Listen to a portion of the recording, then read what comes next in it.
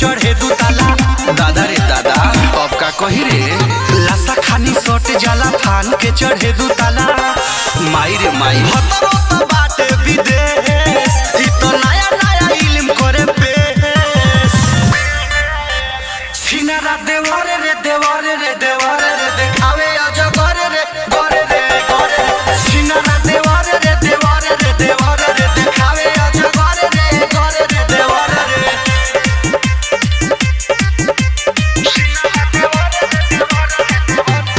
गीत संगीत recording studio Delhi. कोहे का सकबा आधा हो हकबा, छकले रहता दुआरी रे। आहा नाचत त साड़ी खोल के केवाड़ी, करेला हमसे रंगदारी रे। हरदम सटल चाहे दूर ना हटल चाहे,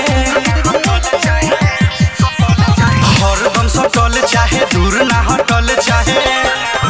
रे रे दिलवा पर देई के चोट, धरावे लागे नंबरी के नोट। सिनारा देवरे रे देवरे रे देवरे रे देखावे अजगर रे गोरे रे गोरे। सिनारा देवरे रे देवरे रे देवरे रे देखावे अजगर रे गोरे रे देवरे रे। गीत संगीत recording studio Delhi. Music by Ajit Sinha.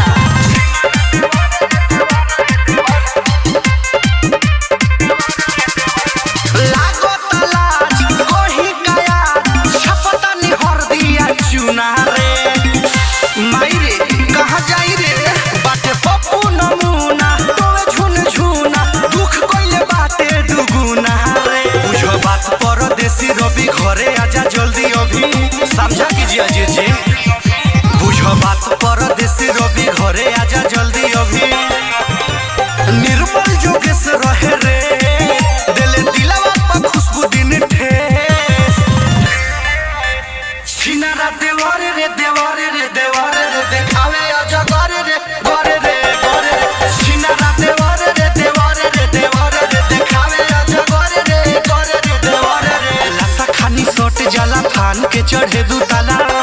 माई रे माई भतरो तो बाटे विदेश, ई तो नया नया इल्म करे पेश। सिनारा देवरे रे देवरे